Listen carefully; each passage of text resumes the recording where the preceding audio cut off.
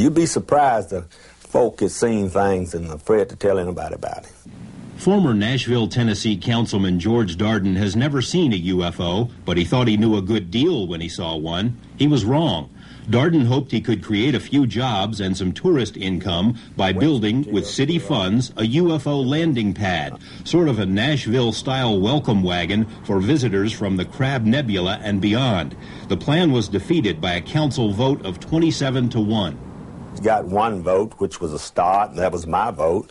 Darden then tried to build the project with his own money, but was denied necessary permits by his skeptical, amused colleagues. The newspapers had a lot of fun at his expense, and the councilman even landed himself on the Joan Rivers show. Politically, he was doomed, and so was his idea. People have come right here in front of my house in tour buses because it came on the radio that I had built it in my backyard, which I had not. Darden says he never thought aliens would actually land in Nashville. He merely thought UFOs were a good gimmick. What he didn't know is that the seeds of his demise had been planted decades before by intelligence agencies who secretly plotted to make certain that the media and the public would never take UFOs too seriously, and that anyone who did take UFOs seriously would be subjected to ridicule and laughter. And all the way through, you can trace a deliberate pattern of disinformation, deception, the laughter curtain, the ridicule, the debunking, the UFO bashers that come out, there's still a few of them around, and say that anybody involved with UFOs is a crackpot. And I fault the media for that. They've never, ever taken the time to look at the reality of it, to look at the evidence and talk to the people who have first-hand knowledge. They go out and they'll talk to some poor yo-yo who's wearing a beanie with a couple of antennas up there, who said, I've been aboard this ship and I went to Venus and I had a love affair with... Well, the media focuses in on that guy, but they won't focus in on a scientist or retired military or a police officer who can tell them firsthand what I've seen and what's happened and what I know. August 1950, Missoula, Montana. A photographer captured movie footage of two silvery disc-shaped objects.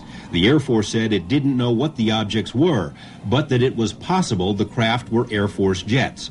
3 years later, a panel of CIA scientists dropped the word possible from the file and declared that the objects were jets, contrary to other evidence. Tremonton, Utah, July 1952. A Navy photographer filmed the formation of flying objects, which he later described as disc-shaped craft. The Air Force and Navy extensively analyzed the film, decided it didn't show planes, balloons, or birds, but didn't say what the objects were. The following year, the same panel of CIA scientists decided, after just a few hours, that the film showed seagulls. Wisconsin, 1952. A formation of UFOs is confirmed on radar. Bermuda, 1954. Again, radar captures images of craft described as UFOs.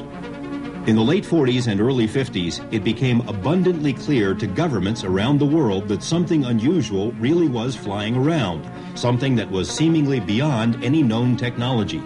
Rather than admit their ignorance and confront the issue head-on, governments did then what they tend to do today. They lied.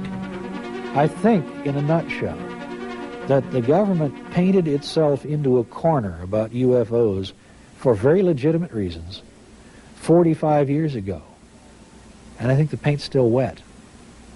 They didn't know what to do about it. Flying saucers. Lonnie James spent 26 years in the Air Force, mostly as a radar operator, and says he and others tracked UFOs on numerous occasions in New Mexico, Texas, and North Dakota. Higher-ups would routinely issue lame excuses. We picked up an aircraft, or a blip, I should say, on the radar scope that was acting very strangely, making 90-degree turns on the scope. We watched it on the height finder first, and it appeared to just rise in height and descend at will. We don't have any idea where they're coming from or what they are. And it's being suppressed by our own government. The individual who told us it was a weather balloon or who told us it was a missile from White Sands had to be an idiot. Total idiot. This former Air Force officer doesn't want his identity revealed, but recalls daylight UFO sightings while stationed in Alaska. They appeared to be discs of some kind or another, and silver in color. And they were just sitting there, perfectly stationary. As the jets proceeded to go after them in different groups, they came back together again at incredible speed. It was just like the blink of an eye. Nobody knew what they were, and they were completely beyond our capability, and we knew, we thought we knew the capabilities of the Soviets at the time. They didn't have anything better than the MiG either. Many people trace the beginning of the modern UFO era to the June 1947 sighting of 9 objects by pilot Kenneth Arnold while flying over Washington State. Arnold compared the flight of the objects to a saucer skipping across water, and the term flying saucer was born. In reality, sightings had been taking place for years before Arnold's brief encounter. During the final months of World War II, air crews on both sides of the war frequently encountered strange, almost playful balls of light, which came to be known as Foo Fighters. We thought they might be Nazi secret weapons. The Germans and Japanese thought they were ours. After the war, thousands of so-called ghost rockets were reported over Europe, especially Scandinavia. We suspected they might be Russian weapons. The Russians thought they were ours. UFOs burst onto the American scene in 1947. Kenneth Arnold's was one of nearly 900 sightings that summer. In early 1948, a military pilot, Captain Thomas Mantell, chased a UFO over Kentucky. Mantell radioed back that the object was metallic, of tremendous size. A few minutes later, his plane crashed, and Mantell was dead. The official explanation was that he was chasing the planet Venus and blacked out for lack of oxygen. A metallic Venus didn't wash with many people. Former U.S. Senator and Air Force General Howard Cannon served with Captain Mantell. He went to altitude, and he kept trying to follow it. He did report in what he was seeing on the radio, and eventually he just spun out and went in. On the surface, all was calm, but behind the scenes, military officials were greatly concerned. They worried that these unidentified objects might be advanced weapons from an enemy nation, so secret studies were begun. A joint Army-FBI study concluded that the objects were real, not imaginary, that they appeared to be metallic, disc-shaped, manufactured craft capable of great speeds and evasive maneuvers. The existence of this study was kept secret until 1976, 29 years later. The Air Force began its own study centered at Wright-Patterson Air Base in Ohio and dubbed Project Sign. In August of 1948, a top-secret evaluation was written based on an analysis of 200 early cases. The Project Sign report concluded, astonishingly, that UFOs were almost certainly interplanetary craft. But when the document was forwarded to Chief of Staff Hoyt Vandenberg, the general disagreed with the conclusion and ordered all copies of the report destroyed. Vandenberg later confided that such a conclusion would have, quote, caused a stampede, meaning widespread panic. Air Force staffers got the message. Any conclusion that UFOs were from somewhere else was unacceptable. They rewrote their report, reached no conclusion, and that report was accepted.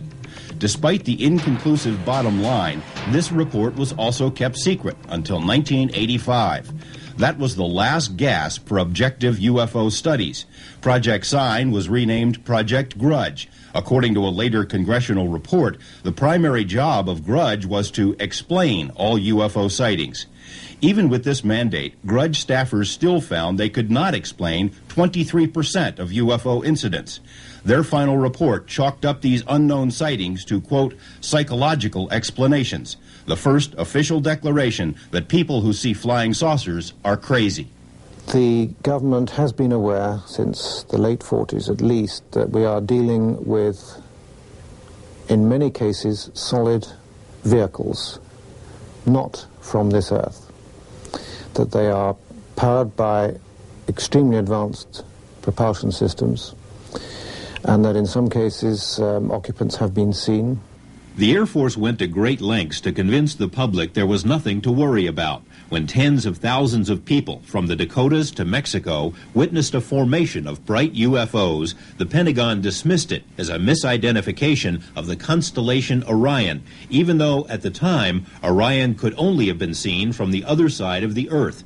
When witnesses reported the apparent landing of a UFO at White Sands, New Mexico, the Air Force determined that what had been seen was the planet Venus, to which one scoffer replied, "What an historic occasion, the night Venus landed on the gypsum flats of New Mexico."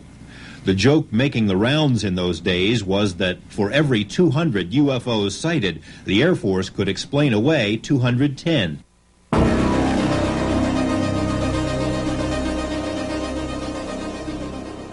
Even less cooperative than the public were the UFOs themselves. Once again, they seemed determined to refute all suggestions that they didn't exist. In 1952, the U.S. was hit by a massive wave of UFO sightings, more than 1,500 separate incidents in all, and many more occurred that weren't reported. Those who question why UFOs haven't landed in Washington, D.C. may be interested in what may rank as the most dramatic UFO incident of all. In July 1952, the nation's capital was buzzed by at least 6 UFOs on 2 consecutive weekends. The objects were picked up on numerous civilian and military radars. Fighters were scrambled but were unable to get near the elusive lights. Photos were taken of the objects. Confidential reports hinted the objects may have been from other planets, but the public explanation was the sightings were merely the result of a temperature inversion, a thin excuse which didn't convince many people, especially the Pentagon's own radar operators. Even more embarrassing for the Air Force, the D.C. incidents occurred at the same time as a major Pentagon news conference, called in order to formally dismiss UFOs. We've been able to explain them as hoaxes, as erroneously identified friendly aircraft, as meteorological or electronic phenomena, or as light aberrations. With its public credibility on the wane, the Air Force launched yet another so-called study, Project Blue Book, which was soon inundated with new sighting reports. The first head of Blue Book, Captain Edward Rappelt, somewhat naively attempted to conduct an authentic study, but quickly surmised that his superiors didn't really welcome such an effort. In disgust, he quit, then wrote a book, which told the world that a cover-up was in the works, that UFOs were real, and that they may be extraterrestrial craft. Blue Book stumbled on. From the Air Force point of view and the government point of view, it was primarily a public relations exercise. To the Air Force in those days, UFO reports were just an annoyance. They were, and I asked Hector Quintanilla, Major Quintanilla, who was in charge of Blue Book at the time, and he said it's not our job to do research, it's the scientific community's job. And every time we go to the scientific community, they say there is nothing to UFOs. So who are we to say that the scientists are wrong? Despite the pretense of being an objective study, it became abundantly clear in later years that Blue Book was a public relations exercise, and that the best, most intriguing UFO cases were never included in Blue Book's files. This memo, issued by an Air Force general in 1969, confirms that UFO cases which affected national security were sent to another program, one that remains secret to this day. So the notion, which most people seem to accept, that the only group concerned with UFOs was this wonderful scientific group, Project Blue Book, which it never was anyway, is nonsense, as clearly enunciated by an Air Force general told to look over the whole situation. Former Air Force Colonel Wendell Stevens was stationed at Wright-Patterson Air Base when the UFO studies were headquartered there. He was assigned to a special project in Alaska, along with a team of civilians and several planes packed with sophisticated electronic and photographic equipment.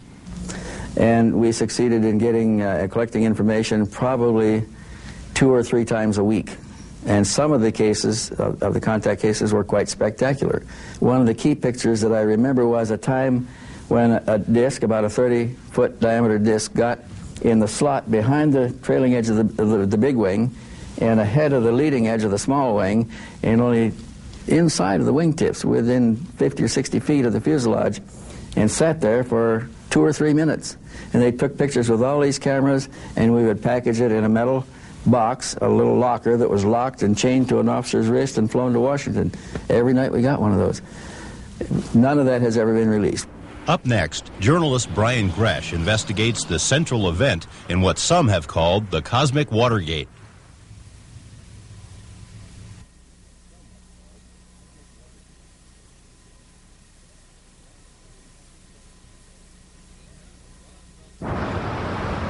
The town of Roswell, New Mexico isn't much different today than it was 45 years ago, when it became the unlikely setting for what may rank as the greatest cover-up in history.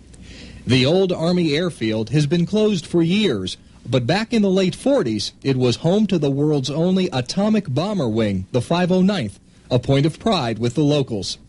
Today, as then, much of New Mexico is a virtual military fiefdom. Kirtland Air Force Base in Albuquerque was and is the state's largest employer.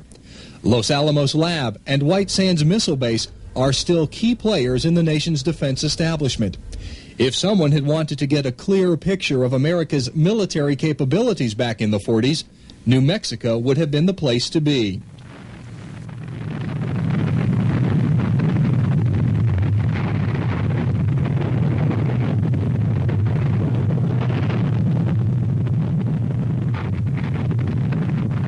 New Mexico in the late 40s and early 50s was not only a hotbed of military activity, but also of UFO sightings. Green fireballs and other unexplained phenomena had been reported over nearly all of the state's top-secret military facilities on an ongoing basis, prompting hush-hush studies and evaluations. One secret study, dubbed Project Twinkle, concluded that it was doubtful the phenomenon was of natural origin. One reason? When attempts were made to photograph or record the fireballs, they simply moved to another location, as if they didn't want their pictures taken. Twinkle remained classified for decades. By early July of 47, the public was also becoming aware of the flying saucer mystery. Kenneth Arnold's famous sighting had occurred only a few days before, spurring a nationwide sighting spree. But what was seen in the skies over Roswell was different from the other elusive lights. This time, the lights came crashing down. A rancher named Mac Brazel was the first to spot the wreckage in the desert. He first phoned the sheriff, who then called the Army Air Base to report that something had crashed, a decision both would soon regret. The base dispatched intelligence officer, Major Jesse Marcel, to the scene. Marcel and others gathered up some of the strange material and brought it back to Roswell. Foil-looking material. About the thickness or thinner than the foil on a package of cigarettes, and that's pretty darn thin. Could not be burned, could not be cut with a pair of scissors, put on the ground and a penknife taken and trying to drive it through wouldn't work. There was no way, it was indestructible for all practical purposes. Lieutenant Walter Hott was the public affairs officer for Roswell at the time the strange metal was found. He recalls being ordered by base commander Colonel William Blanchard to issue a shocking press release. He called and said words to this effect: "We've got pieces of what we think is a flying saucer." The release was picked up by newspapers all over the world, and queries about the flying saucer came pouring in. The first phone call I got after that got on the wires and the like was from London, England, fellow calling some newspaper, and I don't remember which one it was. "If this is something from outer space, how did Major Marcel know how to fly it?" I said, well, he didn't actually get in it and fly it. He just put the pieces in an aeroplane and flew the aeroplane. But within hours after the initial press release, higher-ups within the Army ordered a new story to be issued. The wreckage wasn't from a flying saucer after all, but rather was part of a weather balloon. A news conference was staged, at which pieces of a shredded weather balloon were put on display. But Major Marcel admitted in later years that the material shown to the reporters wasn't what he brought back from the Brazel Ranch. Marcel said the metal had been spread out over 3/4 of a mile at the ranch, far too much material for a weather balloon. And he said some of the pieces contained strange, inscrutable symbols, as if written in an alien language. He reiterated that over and over, that what he had seen was not, I'll have to quote here, not of this earth. He was very, very adamant about it. What Haught didn't know back then was that a second wreckage site, 120 miles from the Brazel Ranch, had also been found, and on the same day. Numerous witnesses, including an archaeology team, say they saw a large crashed disc and the bodies of at least 4 alien creatures. Like the Brazel site, this second location was sealed off by the military, and witnesses were told to keep their mouths shut.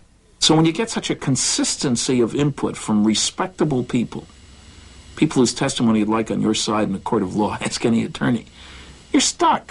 What are you going to do from there? These people are telling the truth. It's not one person, it's not 10 people, it's over 100 people. As Friedman reveals in his book, Crash at Corona, dozens of former military personnel have surfaced over the years who say they saw, handled, or transported either the wreckage, the alien bodies, or both. Bob Shirky, the former assistant operations officer at Roswell Field, is one of them. Colonel Blanchard had called down and said, set up a plane to go to Fort Worth. He said, I want a B-29. And then Colonel Blanchard showed up in a couple of cars, and the people come hurrying into the building, and he stepped in, Colonel Blanchard stepped into this doorway into the operations office to get out of the hallway. And that's when I said, Colonel Blanchard, you're blocking my view, you know. And I peeked over his shoulder as a couple people went by carrying various pieces of metal. And one of them pretty good size, about 2 by 4. Shirky says he knew other people who had knowledge of the wreckage or bodies, including a nurse at the base hospital who claimed to have seen horrid alien carcasses. Shirky has also remained friends with Glenn Dennis, the town mortician. He said to me, did you see the sketches in the paper of the humanoids or the bodies? And I said, yes. He says, well, I can tell you that's what they looked like.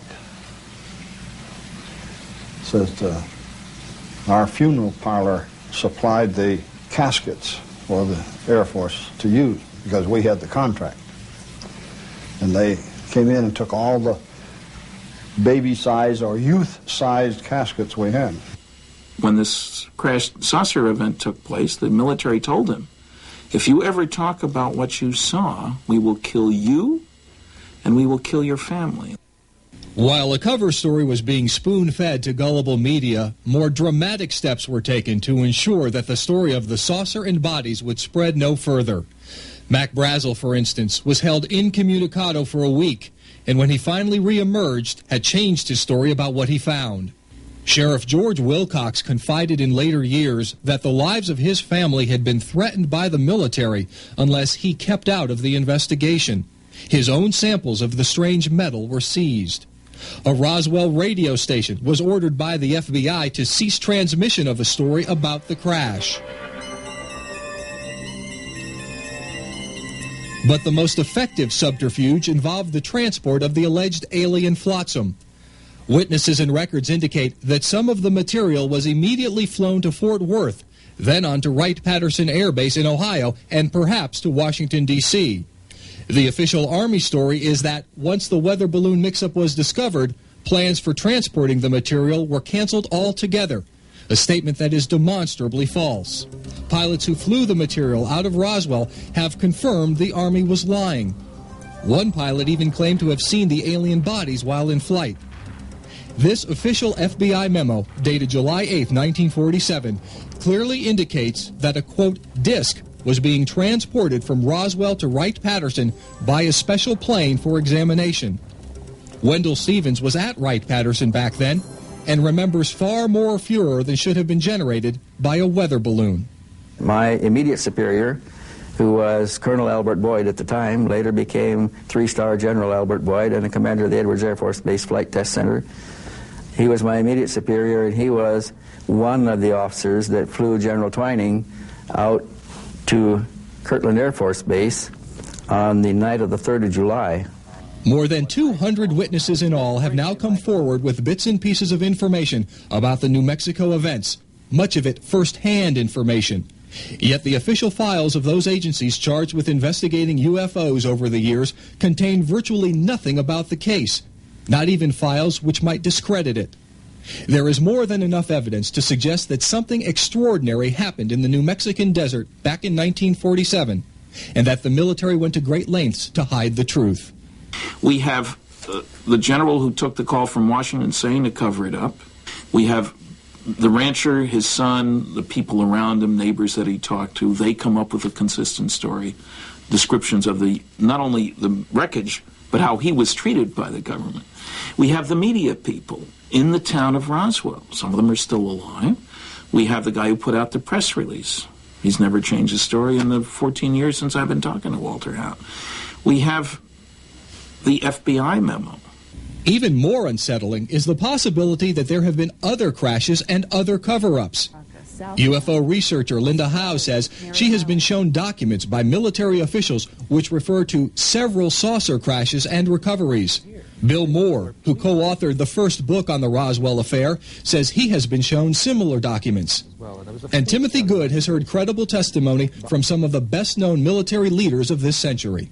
General George Marshall was supposed to have something to do with it. Marshall became quite forthcoming and admitted that there had been contact with UFOs and that there had been at least 3 crashes and occupants had been recovered, and he went on to say that the occupants of UFOs were hoping to eventually adapt to the atmospheric conditions on this planet. If there have been crashes and recoveries, if alien wreckage and even bodies have been found, where are they? What's being done with the proof? And why can't the public be told? More on these topics is still ahead.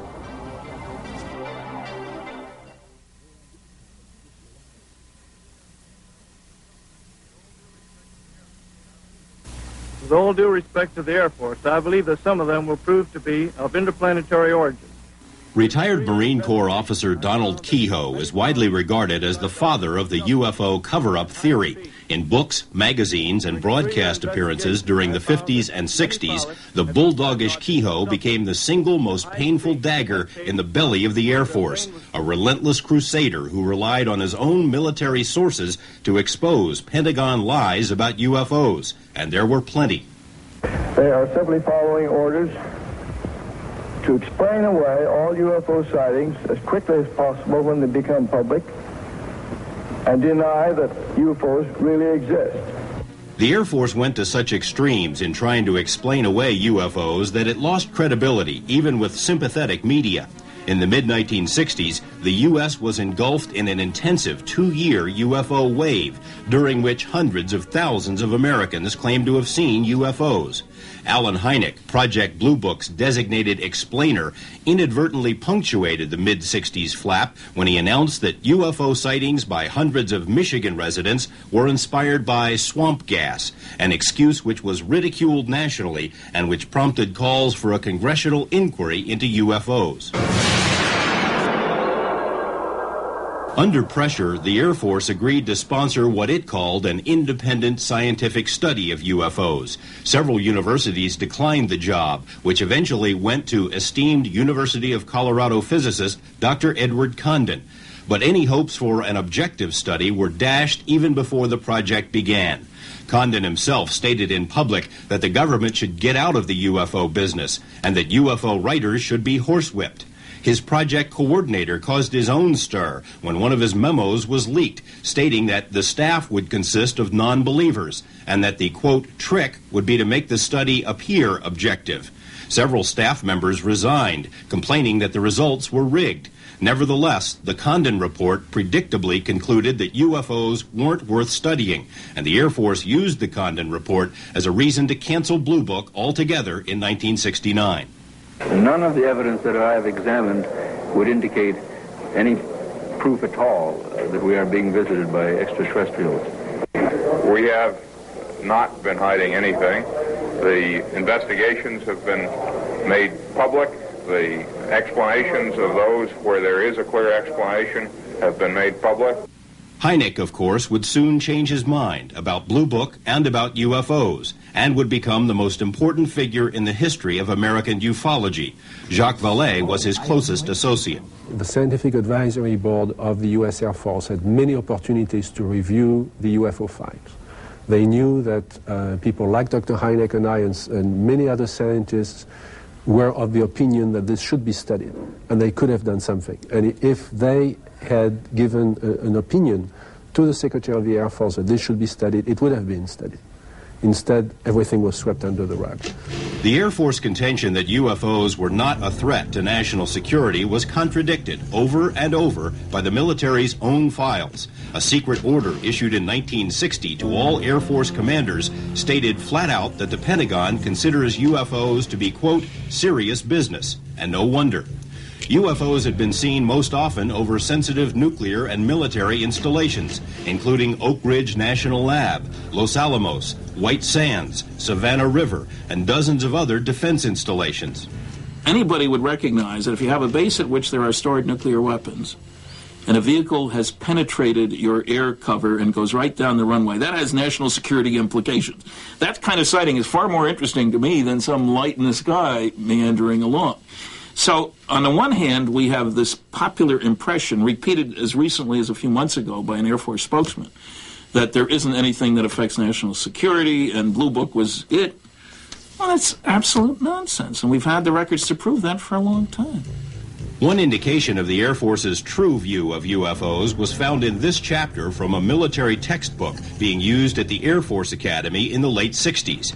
The Air Force was teaching its finest cadets that the UFO phenomenon has been global in nature for 50,000 years, that it is not psychological, that some UFOs appear to be craft controlled by aliens, and that there may be as many as 4 types of aliens visiting this planet. The Air Force's own words. When word of this chapter leaked to the public, it was pulled from the curriculum. Another indication of how seriously UFOs were taken was the level of secrecy assigned by the Pentagon. And it has been covered up. It was classified higher than the hydrogen bomb back in 1950. And it's still classified way, way above top secret.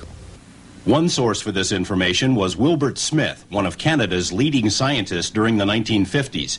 In this formerly top-secret memo written for Canada's Department of Transport, Smith revealed that he had had high-level meetings with American scientists concerning UFOs, that flying saucers were real, and that they were classified higher than the H-bomb in the U.S. Smith also indicated that material from crashed saucers had been recovered by the Americans. One of Smith's American contacts was the late Dr. Robert Sarbacher, one of the most respected scientists of this century and a contemporary of Einstein and Oppenheimer. In letters and personal interviews from the early 80s, Sarbacher conceded that he had told Wilbert Smith about recovered saucers and alien bodies, things which, quote, didn't originate on Earth. Sarbacher says he was invited to work on these materials, but never did. He also named several other scientists whom he said were definitely involved, said he'd received briefings on the topic while working at the Pentagon, and that the entire matter was the most classified subject in the U.S. government. Because of Sarbacher's scientific stature, many researchers consider his statements to be the most significant ever made on the UFO topic. The Canadian government wasn't the only one to learn about America's saucer secrets. Former NATO staffer Robert Dean says he read a top-secret briefing document prepared for American allies. The conclusion of the study was that if there was a program or a hostile purpose here, it would have all been over. They could fly rings around us. They made fools of us in the air. They played games with us on the ground. Case after case after case. There is a collaboration on above top secret information on this subject between, say, the United States, Great Britain to a certain extent, Canada, Australia, but this is to a limited extent. I don't think the United States has revealed everything it knows to other governments. I'm convinced of that. Many governments haven't the faintest idea what's going on. They have no need to know, and they haven't been filled in. Why would world governments maintain two attitudes about UFOs? A great concern in private, but ridicule and debunking in public. The answer can be traced to the early 50s. What is the flying saucer? What do people see and sometimes photograph? What's behind the daily reports of aerial phenomena in the nation's press? I think it was from outer space, but friendly. The great UFO wave of 1952 had attracted the attention of the CIA, which was concerned that a foreign power might be able to exploit America's saucer craze. So a panel of scientists was convened to consider UFOs, the so-called Robertson panel. Members spent a total of 12 hours over 3 days reviewing the UFO evidence and concluded there was nothing to worry about. UFOs were not a threat to national security. However, the continued reporting of UFOs could be a threat, the panel said, and it recommended an official policy of debunking so that flying saucers would be stripped of their aura of mystery. The Robertson panel also recommended that UFO groups and researchers should be monitored. Armed with these recommendations, the CIA and military intelligence agencies swung into action with a plan that is still being carried out. Ridicule those who see UFOs, spy on people who research UFOs, confuse the public with disinformation. For example, plans were drafted to enlist the aid of Walt Disney in belittling the UFO mystery. Popular TV host Arthur Godfrey was also to be recruited. CIA staffers so thoroughly infiltrated the leading UFO organizations of the day that most of them collapsed from within. Attempts were made in the U.S. and other countries to build terrestrial flying saucers, which, if any of them had really worked, would have further confused the public. You know, there are lots of games being played behind the phenomenon itself. In other words, there is a real phenomenon. But there may be, and here we're talking about the third level, the sociological level. If you could make people expect aliens, you could manipulate public opinion. High-profile people who take an interest in UFOs, people like former Nashville Councilman George Darden, end up as targets of scorn and laughter. Others, like Linda Howe and Bill Moore, find themselves the targets of government surveillance. The FBI, for instance, has been unwilling to let Moore see the dossier it's compiled on his UFO activities. And some have been warned. I have been warned by some people that they're paying close attention to you, Stan. And I try to be careful what I do and what I say. And a lot of people have spilled the beans, but they have been either popularly discredited, so the story doesn't travel. Some have been incarcerated in one way or another, some in mental institutions. Nobody else believes that this is going on. They can tell their neighbors, and the neighbors laugh at them. But it is going on, and it works, and there's only a few that jump the fence, and those few are discredited, and the word doesn't travel too far.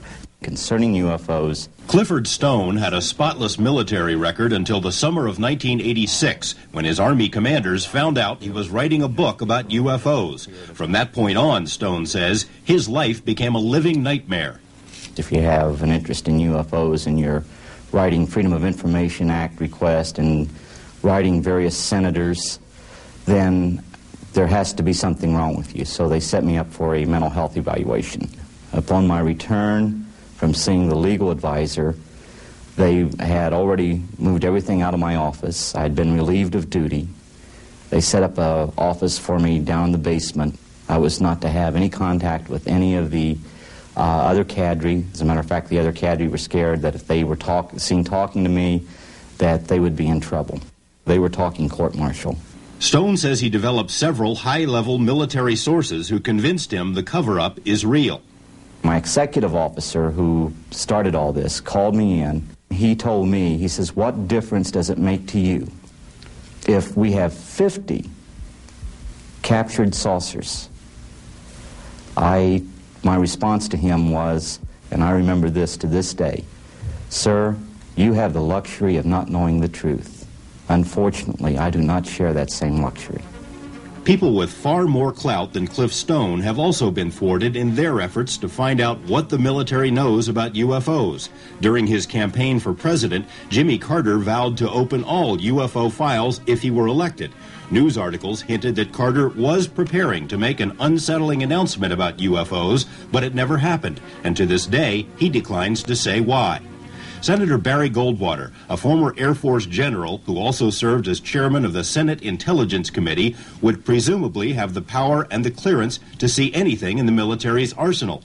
But when Goldwater asked to see the so-called Blue Room, where UFO material is supposedly stored, during a visit to Wright-Patterson Air Base in Ohio, he was told by General Curtis LeMay that it was none of his business and he should never ask again.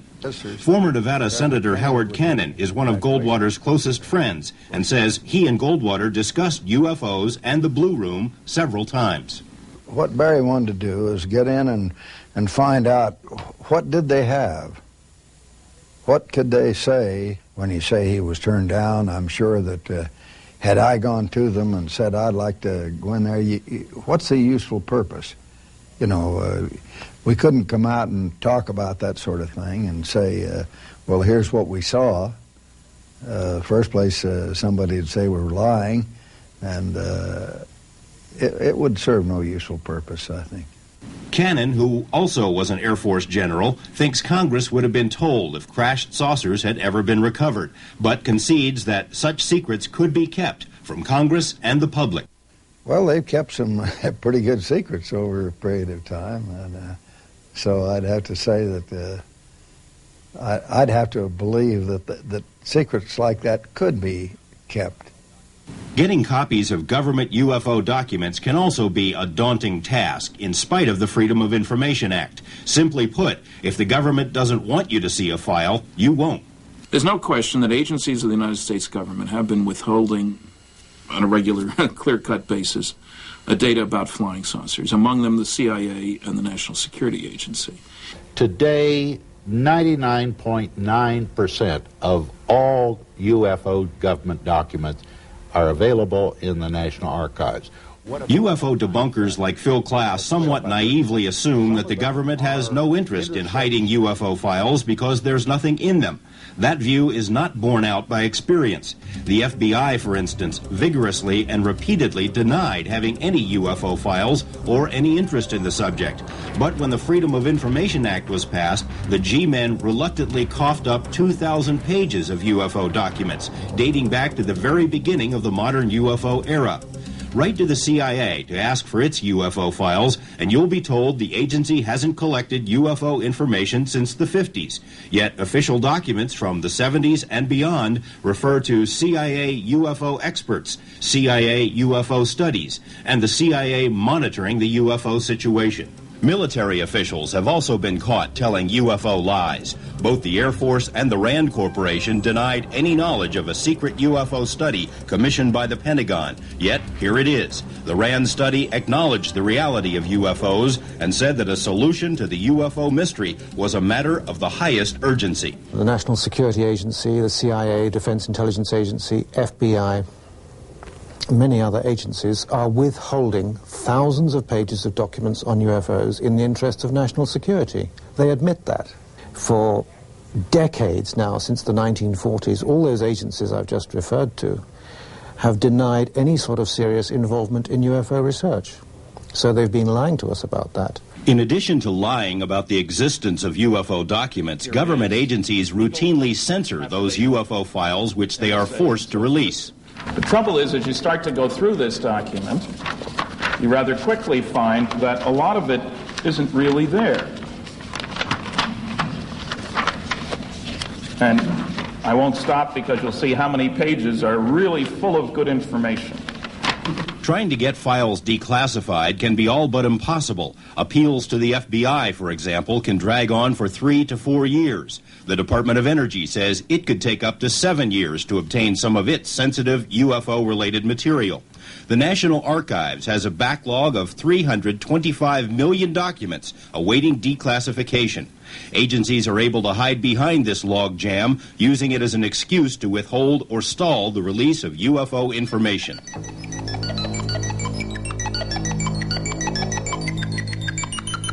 More disturbing than censorship, false denials, and stall tactics is government-sanctioned disinformation, which seemingly flows back to the CIA's Robertson panel. A recommendation that UFOs be demystified inspired intelligence agencies to muddy the flying saucer waters. Today, there are even officially published rules for how deception programs should be carried out in order to provide cover stories for secret military projects. Disinformation is a diversion away from the truth. Our method of protecting information is essentially to dilute it with so much garbage that it is extremely difficult for an outsider without access to know what's good and what isn't.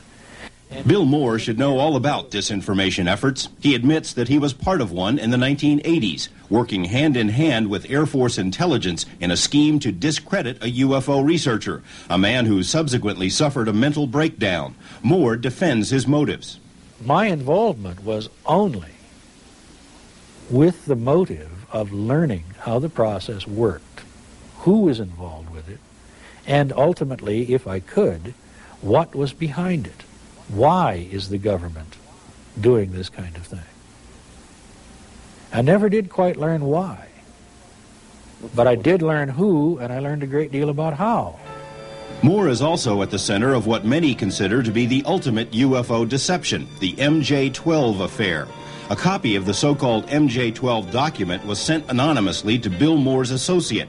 It purports to be a briefing paper prepared for President Eisenhower, explaining that crashed saucers and alien bodies have been recovered and that a secret organization of a dozen scientists and officials had been appointed to study and control all UFO material. MJ-12.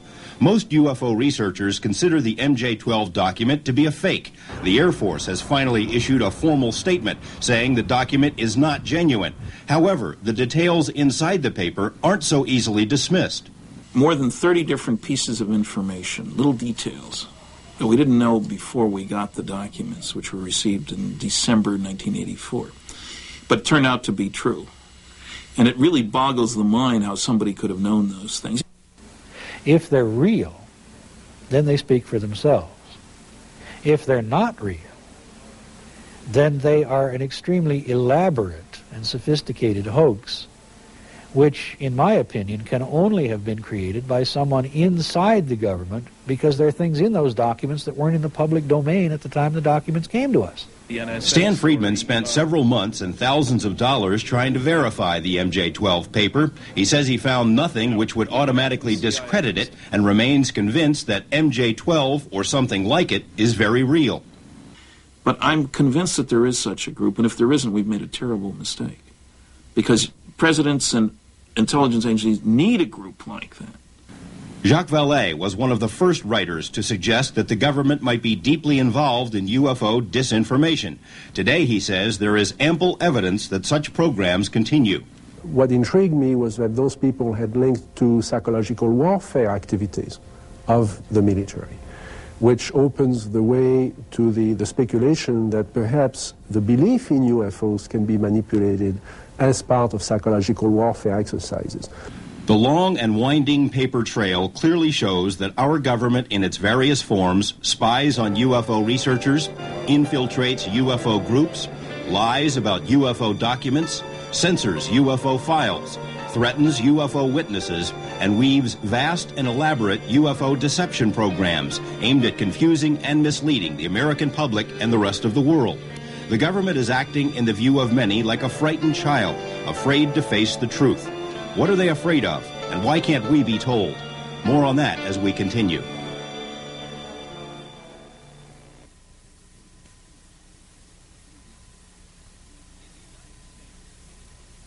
In the United States, any person who comes into contact with extraterrestrial beings or material can be locked up for an indefinite period without so much as a hearing. Family members could also be incarcerated, and all property could be seized based on an obscure rule buried in NASA regulations. Ostensibly, the law was meant to allow for the quarantine of astronauts, but its verbiage could be applied to any American citizen. The law typifies NASA's touchiness concerning ETs and UFOs. The space agency simply doesn't want to talk about such subjects. In 1977, for example, President Jimmy Carter asked NASA to resume studying UFOs because there had been so many inquiries from the public. NASA politely but firmly said, no thanks. The now canceled SETI program, Search for Extraterrestrial Intelligence, was renamed by NASA, in part because the space agency didn't want people to say it was looking for little green men, even though that's pretty much what it was doing. I think that there is a cover-up of sorts. I don't know to what degree it is because, of course, it's very hard to tell what's information and what's disinformation. Former astronaut Brian O'Leary has had first-hand experience with NASA's alien paranoia.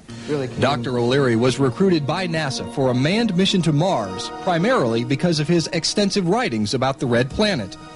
But when O'Leary took an interest in the so-called face on Mars and suggested it might even be the remnant of an ancient civilization, he encountered stiff opposition. I did an optical study of the face on Mars, and it took me 4 years to publish the paper.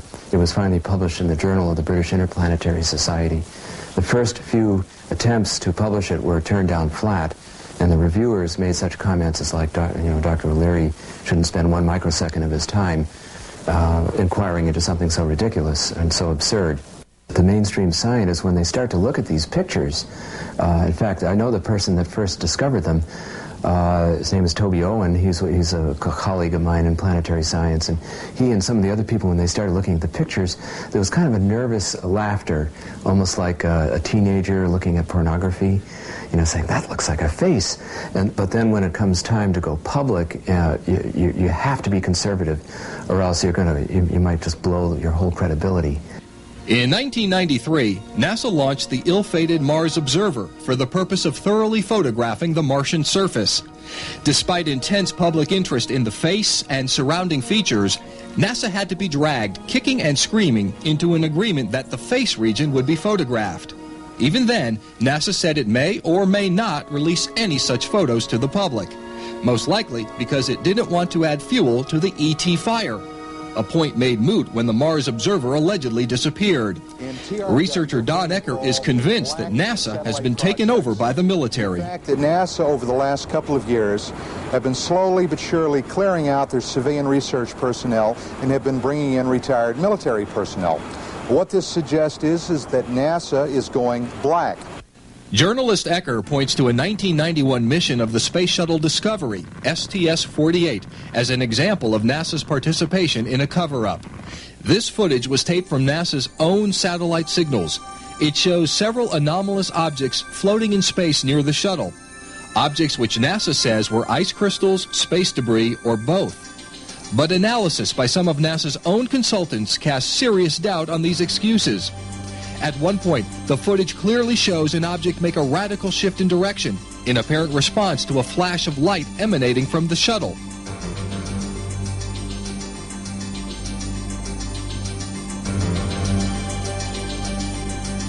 Here's the sequence again.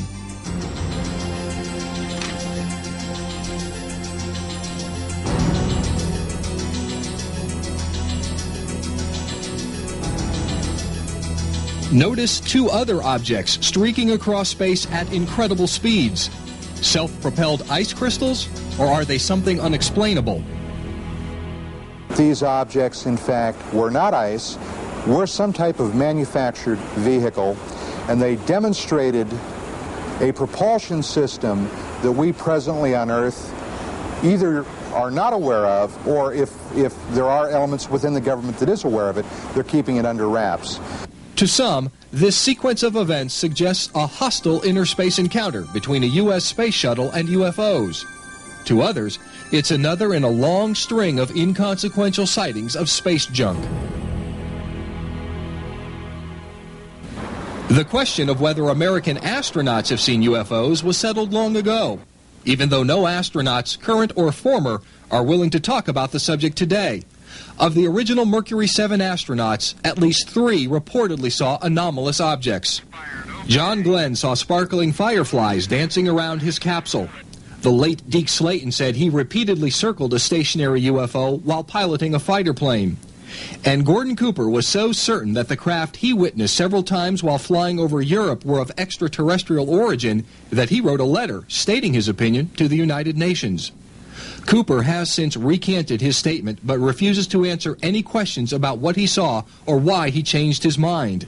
In fact, none of the astronauts who supposedly saw anomalous objects were willing to respond to inquiries, including astronauts Frank Borman and James Lovell, who snapped this photo of 2 luminous objects from space. or James McDivitt, who confided in friends about his own UFO sightings while in orbit.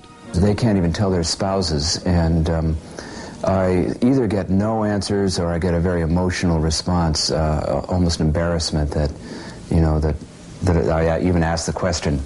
It's kind of ironic. It's one of these catch-22 situations. If you know, you can't tell. If you don't know, you don't know anyway. UFOs have reportedly been monitoring human technology for decades, perhaps centuries. They've followed our planes and experimental vehicles, have been spotted adjacent to rocket and missile tests, and have done the same all over the world.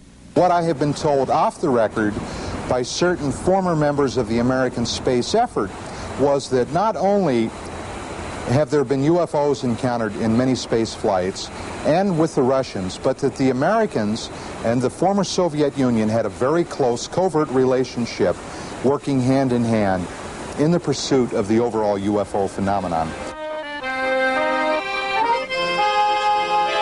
Under communism, Soviet leaders publicly scoffed at UFO reports, suggesting the whole matter was a capitalist plot. At the same time, the Russians sometimes used UFOs for their own propaganda purposes. They had launch sites that were secret, and when they launched a rocket, they encouraged the people in the area to believe that what they had seen in the sky was a flying saucer. They actually planted those stories. I think we've done the same thing. But the Russian military clearly knew that UFOs were real. Hidden in the archives of the Ministry of Defense is solid evidence of Russian UFO encounters, on Earth and in space. What's more, the Russian government knows that the American government knows. Because the Soviets got a jump on the U.S. in the space race, they also had the first outer space UFO sightings. Yuri Gagarin, the first man in space, reportedly saw UFOs during his flight, but said he was not permitted to talk about it. The second Russian in space not only saw UFOs, but filmed them. One frame of that film, showing several UFOs dancing around the capsule, was published in a Soviet magazine years later.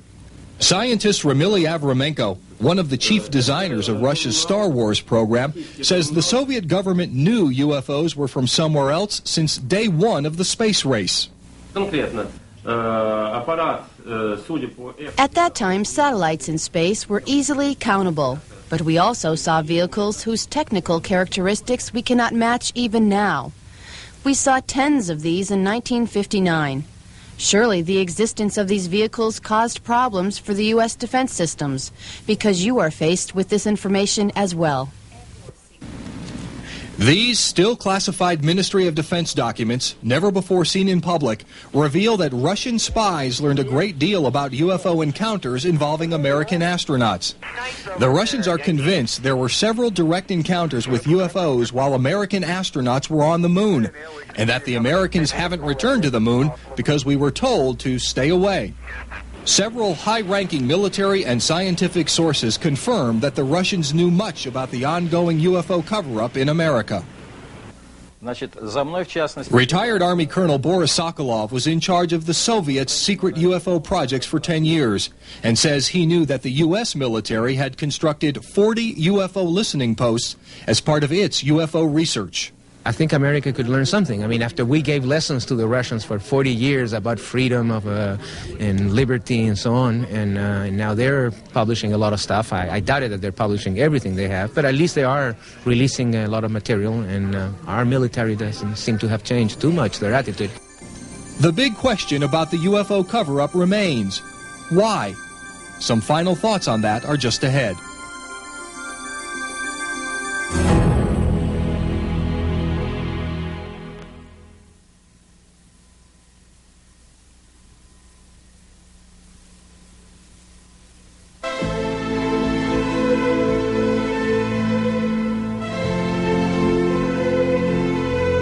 When is a secret not a secret? When everyone has heard it, but few pay attention. The UFO cover-up has been so well documented over so many years that it has seemingly become part of our popular mythology. It is not a myth. The government's own secret studies concluded decades ago that UFOs were real. Those studies were suppressed, then replaced by public relations shams. Schemes were hatched to ridicule the topic, to confuse the public, to hide the real information. An extensive paper trail reveals that many people had direct knowledge of the cover-up and that many others tried to get the information but were refused. Government agencies routinely lie about what they know. Other agencies issue ridiculous cover stories and disinformation. Scores of witnesses recall what may be the most important event in history. The government says nothing. Other witnesses, including some of our modern-day heroes, have seen the proof with their own eyes, but are ordered to keep quiet. Good people are threatened and harassed to maintain this non-secret secret. The best evidence makes it abundantly, indisputably clear that someone, somewhere, has a lot more information than the rest of us. I think that there are people who must have, people in Washington and elsewhere, must have a building full of data that I think the scientific community should have.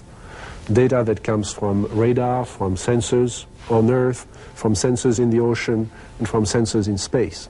There is a cover-up in the sense that they are keeping that data to themselves. And I think the greatest secret may be that nobody has any idea what those objects are. It almost seems as if the government is toying with us. Wright-Patterson Air Base is widely thought to have been the home to recovered alien technology. On the emblem for the base's aptly named Foreign Technology Division is this strange symbol. A joke on the public? George Adamski, the original contactee whose claims about visiting Venus have been largely discredited, was able to travel all over the world to deliver specious lectures with the help of a special high-level passport. Who gave it to him? President Ronald Reagan, who delivered 5 public speeches about a possible threat from outer space, held a special White House screening of the movie E.T. and afterward whispered in the ear of director Steven Spielberg. When the showing was over, Reagan got up, put his hand on Steve's shoulder, and said, "You know, fewer than 6 people in this room know the whole story." We can't say how many people, if any, know the full story, but certainly there have been many who know more than the rest of us, including some of the most trusted personalities of this century. Scientists like Hermann Oberth, the father of modern rocketry, who said that UFOs are from outer space and that contact had been established. Or his colleague, Werner von Braun, who hinted that closer contact with an alien intelligence was imminent. Or General Douglas MacArthur, who predicted that our next great war would be an interplanetary war. Or General George Marshall, who also said contact had been made and that UFOs could wipe us out if they wished. Or Admiral Roscoe Hillenkoetter, first director of the CIA, who joined a UFO group after leaving government and who said that the next step is up to the aliens. Or famed scientist Robert Sarbacher, who told colleagues he was invited to work on recovered alien material and that the matter is the most classified subject in the government. Or Adolf Hitler, Joseph Stalin, and Winston Churchill, each of whom ordered secret UFO studies in their respective nations. Or future President Gerald Ford, who called for congressional hearings so that Americans could learn the truth about UFOs. Or President Jimmy Carter, who saw his own UFO and who wanted to open all government UFO files, but didn't or couldn't. Or Senator Barry Goldwater, who was denied access to UFO information, but who later wrote that a plan was in the works to let the public know the full story. So what is this plan, and when do we get to see it? The solution to avoiding acculturation would be one of indoctrination. And my research has exposed a great deal of evidence, a total preponderance of evidence that clearly suggests that we've been on that path. The government has been supplying us with leaked information, if you will. There's substantial evidence of use of subliminal media. Exler is one of many UFO researchers who suspects that the public is being slowly programmed through advertising, TV shows, movies, and other media to accept the alien reality. If such a plan isn't in the works, perhaps there should be one. This 1960 study, prepared by the Brookings Institute for NASA, predicted that confirmed contact with a more advanced alien civilization would lead to the collapse and disintegration of human culture and institutions. In other words, total chaos. The study suggested that only a gradual indoctrination program could prevent this. Whether or not such a program was ever implemented, the effect has been the same. People seem ready. So you fear the unknown. If you know all about UFOs, the fact they're here, there's going to be no panic. That's the excuse they've used since the Orson Welles Mercury radio program in 1938. that people did panic. We are far more sophisticated than that. The public at large may be ready, but select groups may not. Some researchers are convinced that the cover-up persists because of its potential effects on religion. The first thing that would happen would be you'd have 40 million right-wing fundamentalist Christians climbing the walls, and then you'd have virtually every other opposition politician screaming in holy terror. You'd have absolute chaos. Others think the cover-up is maintained because of a military mindset among those who control the information. Under the guise of national security, many things were hidden, and many things today are still being hidden because there is a fear among certain individuals and very covert people that it is not good for the national security of this country for the citizens to understand it. If alien technology has been recovered by the government, it could represent the ultimate weapons system, a system that no government would want to see in the hands of another. In the Nevada desert, for example, a top-secret, highly secure military base known as Area 51 is where witnesses and informed sources have repeatedly seen flying saucers, which they say are of alien origin. I saw 8 other ones, yeah. Former government scientist Bob Lazar says the discs are being studied so that their military potential can be exploited. The field that's generated will disable electronic equipment. It could absolutely be the ultimate weapon there is. I'm convinced that we do have recovered craft, and that the propulsion system associated with those craft is so sensitive that it is related to defense. And quite obviously, that has to be covered up. Tim Good agrees that national security is one reason why governments won't talk about recovered discs, and he agrees that such technology has likely been studied at Area 51. But he also sees other reasons for the government's reluctance. I think now something like 3,500 pilots have reported sightings of UFOs now, military and civilian pilots. I've spoken to a number of pilots who've had near collisions with UFOs. If it were to be revealed that there have been quite a number of near collisions, and that in some cases aircraft have even disappeared, in Above Top Secret I've cited at least 2 instances where aircraft have disappeared shortly after UFOs have been seen in the vicinity or reported by the pilot. That's not the sort of information that governments want to let out to the public. I mean, people would be wary about flying anymore. Bob Dean thinks it would be difficult for the government to make a limited announcement because any official acknowledgement would open a floodgate of sources. We've got astronauts, top military people, who are willing to tell us in an open forum what they've seen and what they've experienced, if they can be guaranteed that their careers and their families are not going to be in danger. And I said before that if that announcement were made, or something to that effect, that I would rather be in the liquor business than the real estate business. Author and researcher Bud Hopkins is convinced that so-called alien abductions are at the heart of the cover-up because they seemingly happen so often and there doesn't seem to be anything anyone can do to stop them. These people or creatures or whatever they are here and doing what they want to with a population, able to control their memories, float them out of their houses or their cars or whatever, do physical examinations, take samples and send them back, and there's nothing the government can do about it. Can you imagine any government leader standing up and admitting that publicly?